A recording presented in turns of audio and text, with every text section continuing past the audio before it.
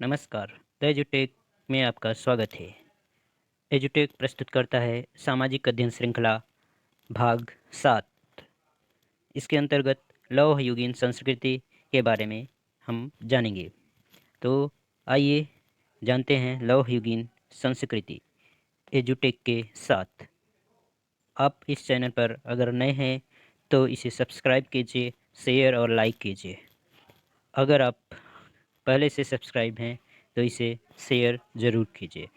तब तक आइए हम बढ़ते हैं एजुटेक के साथ लौहयुगीन संस्कृति में। लौहयुगीन संस्कृति और सभ्यता। लौहयुग मानव इतिहास का वह काल है जिसमें औजारों और हथियारों के लिए लोहे का व्यापक उपयोग होता है। यह कांस्य युग के बाद आया और विभिन्न क्षेत्रों में अलग अलग समय तक विस्तृत है। अर्थात यह किसके बाद आता है? कांस्य युग के बाद आता है और अलग अलग समय में, अलग अलग क्षेत्रों में, अलग अलग समय तक व्याप्त रहता है। ठीक है ना। सामान्य तौर पर यह 12,000 ईसा पूर्व के आसपास शुरू हुआ और लिखित अभिलेखों के व्यापक रूप से अपनाने और शास्त्रीय पुरातनता की शुरुआत तक जारी रहा। अर्थात जब लिखित साक्ष्य उपस्थित हुए और जो प्राचीन युग है और शास्त्रीय यानी श्रेष्ठ युग जो से शुरू होते हैं, वहाँ तक ये पूरी से माना जाता है। लौह युग ने एक महत्वपूर्ण तकनीकी और सामाजिक प्रगति को चिन्हित किया यानी दर्शाया, क्योंकि लोहे के उपयोग से कांस्य से बने उपकरणों की तुलना में अधिक टिकाऊ और जो लोहे के उपकरण बनाए गए वह कांस्य और तांबे इसके पहले के बने सभी उपकरणों से मजबूत और टिकाऊ थे और व्यापक रूप से उपलब्ध थे, आसानी से उपलब्ध भी हो जा रहे थे। इस युग के दौरान लोहे के औजारों और धातु विज्ञान में प्रगति हुई, जिससे मानव प्राचीन सभ्यताओं को आकार देने में महत्वपूर्ण सहायता मिली या भूमिका है। लौह युग संबंधित तथ्य। कुछ इसमें जुड़े हुए तथ्य हैं, जैसे लौह युग इतिहास का एक ऐसा काल है जिसमें लोहे के औजारों और इतिहासों का और हथियारों का बड़े पैमाने पर इस्तेमाल हुआ। लौह युग के बारे में यहाँ पर जो तथ्य निम्नलिखित हैं। इसकी समय रेखा। लौह समय रेखा मतलब कहाँ से शुरू हुआ कहाँ तक। युग को आमतौर पर 3 उपकालों में विभाजित किया जाता है: प्रारंभिक लौह युग, मध्य युग लौह युग और अंतिम लौह युग। विशिष्ट समय रेखा क्षेत्र के अनुसार भिन्न भिन्न थी।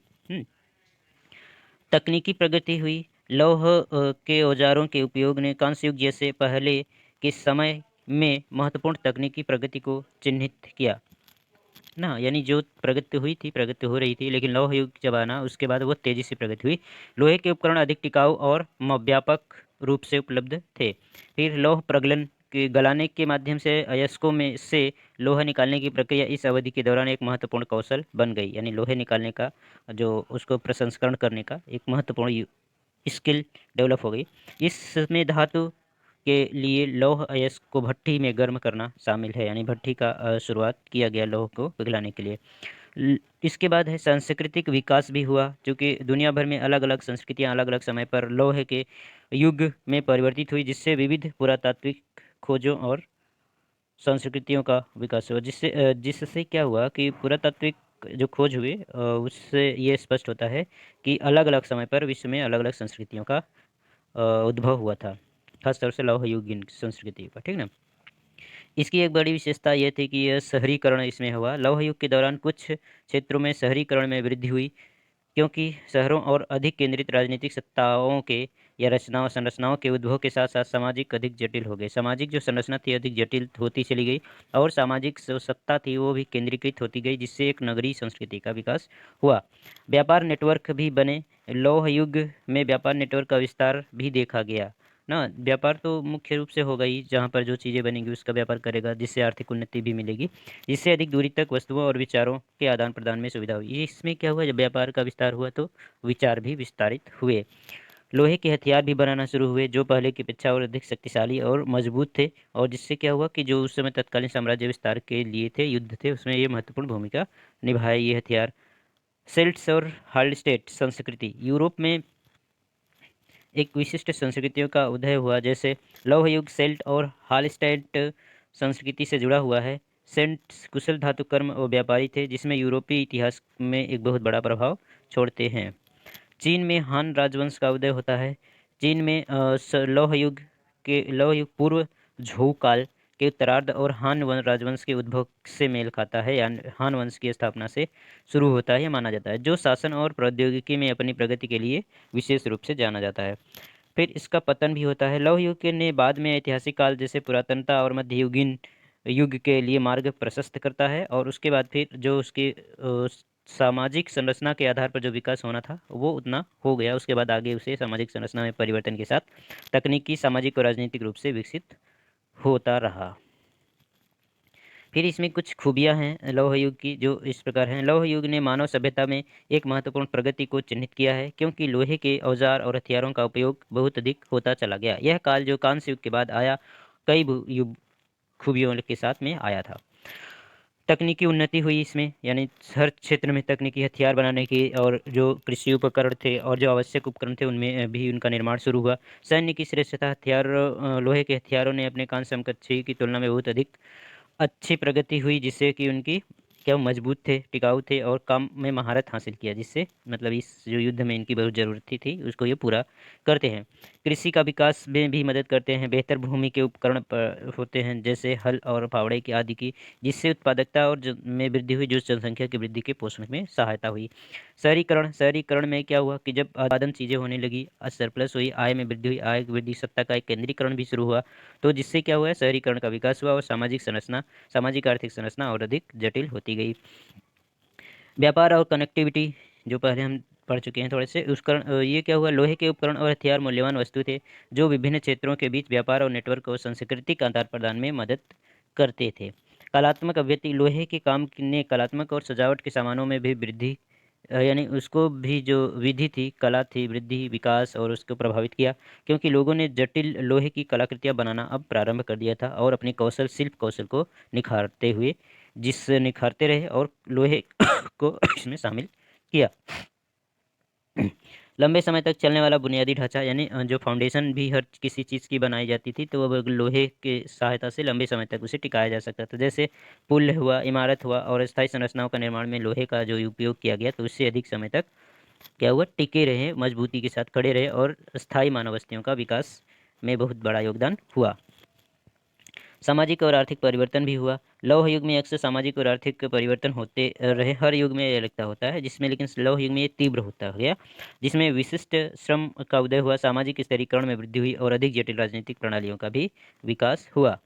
अब देखते हैं आगे, हम चलते हैं भारतीय इतिहास में लौह युग का क्या योगदान है और कैसे आया या कब आया। तो भारतीय इतिहास में लौह युग आमतौर पर 12 शताब्दी ईसा पूर्व के आसपास शुरू हुआ, माना जाता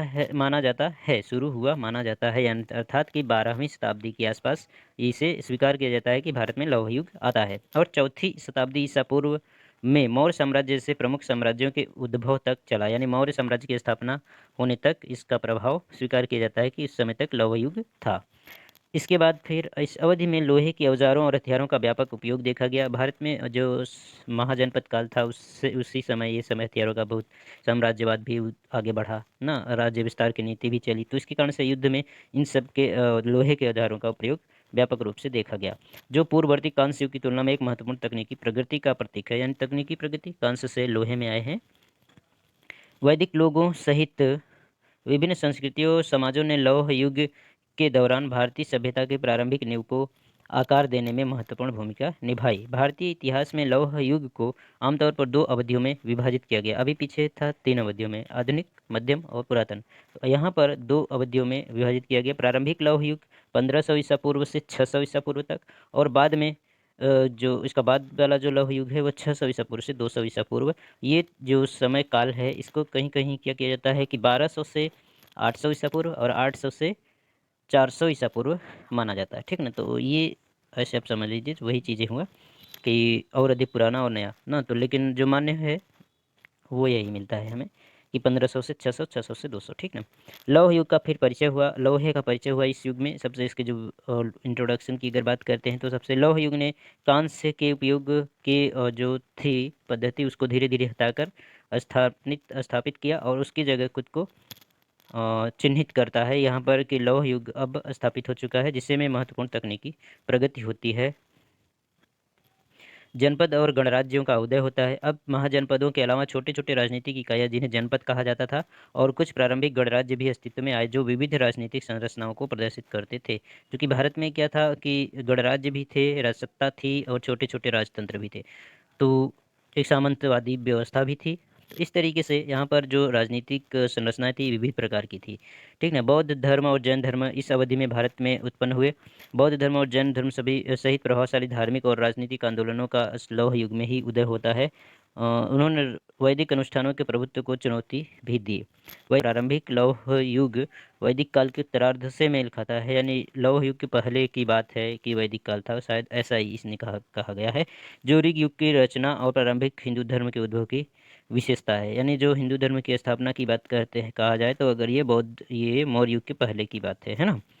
16 महाजनपदों शक्तिशाली राज्यों का उदय हुआ। महाजनपद यानी जनपद से बड़े यानी शक्तिशाली राज्य का एक समूह बना, जिसमें 16 शक्तिशाली राज्य समूह हुए, जिससे उस समय के राजनीतिक परिदृश्य का निर्माण होता है। जो पूरे भारतीय उपमहाद्वीप में अलग अलग राजनीतिक क्षेत्र थे उसको परिभाषित किया। मौर्य राजवंश बाद के लौह युग का समापन चंद्रगुप्त मौर्य के अधीन मौर्य राजवंश के उदय के साथ हुआ। बाद की जो यानी कुल लौह युग का समापन हुआ वह चंद्रगुप्त के बाद समाप्त माना जाता है। एक देखा जाए तो ये राजनीतिक सत्ता राजनीतिक व्यवस्था के आधार पर अगर कहा जाए तो जब तक भारत में एक शक्तिशाली राजवंश नहीं था, राज्य नहीं था, ठीक है, तब तक लौह युग स्वीकार किया जाता है। जैसे ही एक पूरी व्यवस्था बन जाती है, पूरे भारत में एक राज्य शक्तिशाली राज्य उत्पन्न उदय होता है, वहाँ से इसको ये कर दिया जाता है कि अब यहाँ से एक दूसरा युग शुरू हो जाता है और इसे हम अलग कर देते हैं लौह युग से। ठीक ना। तो इस तरीके से भारत में चंद्रगुप्त मौर्य के अधीन मौर्य राजवंश का उदय होता है और जिससे भारत में क्या होता है, लव युग समाप्त माना जाता है, जिसे प्राचीन भारत में सबसे बड़े साम्राज्य में से एक की स्थापना की। फिर ये है मगध साम्राज्य। मगध क्षेत्र बाद के लौह युग के दौरान प्रमुख हो गया था, यानी अब चंद्रगुप्त से पहले की कहानी है। तो इससे मौर्य साम्राज्य की नींव रखी कहाँ पर, मगध साम्राज्य में ही। तो घनानंद वगैरह जो थे ना, ठीक है। तो ये घनानंद नंद वंश की बात कर रहे हैं, तो नंद वंश तक क्या था पूरा, ये लौह युग थी, उत्तर लौह यानी बाद का लौह युग माना जाता है तब तक। और जैसे ही मौर्य साम्राज्य की स्थापना होती है वो क्या हो जाता है, लौह युग समाप्त हो जाता है। तो इस तरीके से ये पहले प्रमुख राजवंशों में से मगध साम्राज्य था। शहरीकरण शहरी केंद्र और व्यापार कला फला फूला व्यापार फला फूला।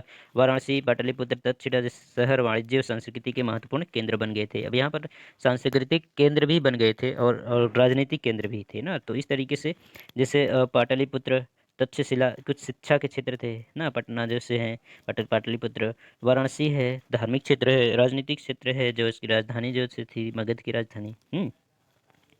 इसी तरीके से फिर इसके बाद आता है अशोक का शासनकाल। अशोक एक महत्वपूर्ण मौर्य सम्राट ने बौद्ध धर्म के प्रचार में महत्वपूर्ण भूमिका निभाई और नैतिक मूल्यों और सहिष्णुता को बढ़ावा देने वाले अपने शिलालेखों के लिए जाना जाता है।